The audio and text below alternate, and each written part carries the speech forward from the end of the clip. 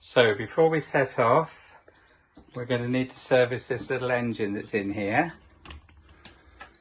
And this is a Yanmar GM10, which is only 9 horsepower, but it's sufficient to push this little boat along at about 5 knots.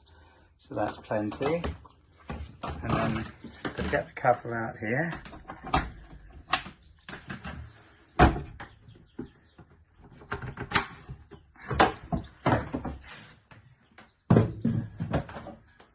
And then you can see what we've got to do.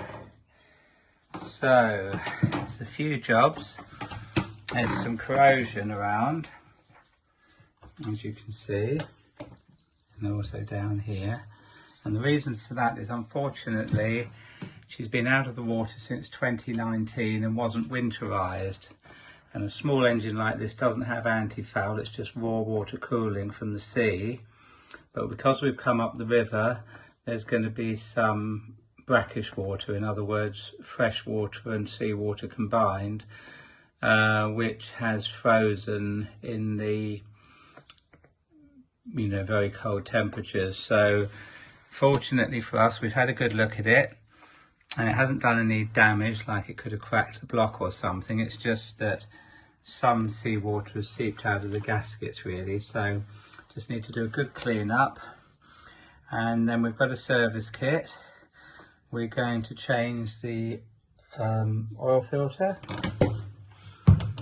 the seawater impeller, around the back here the fuel filter, which I don't think we can see from here in the dark, and we also need to change this strainer, this seawater strainer, where it comes in here. Hold on a second, I'll just screw this in there. That strainer needs replacing as well. The fuel filter looks fine. This is a water separator, and fortunately for us there doesn't appear to be any water, any condensation that's got into the fuel, so that's good.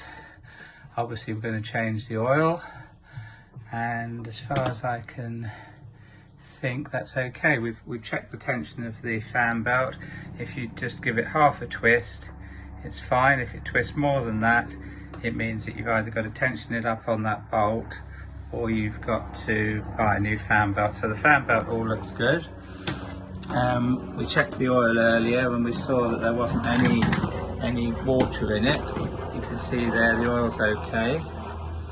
If it was a milky colour, then we'd be worried, because it means that unfortunately water has got into the oil, so that's going to be more problems. That would probably be the head off and various things. So yeah, just needs a clean up, nice service, and then we'll run her up.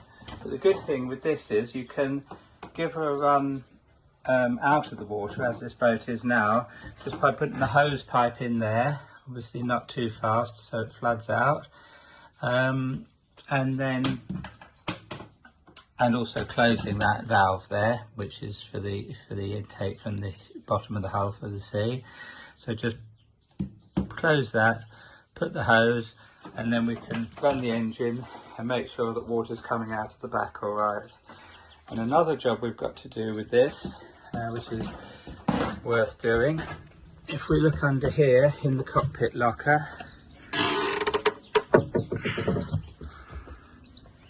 you see there's the fuel tank, plastic fuel tank, and the fuel is right down there at the moment, and this is some sludge.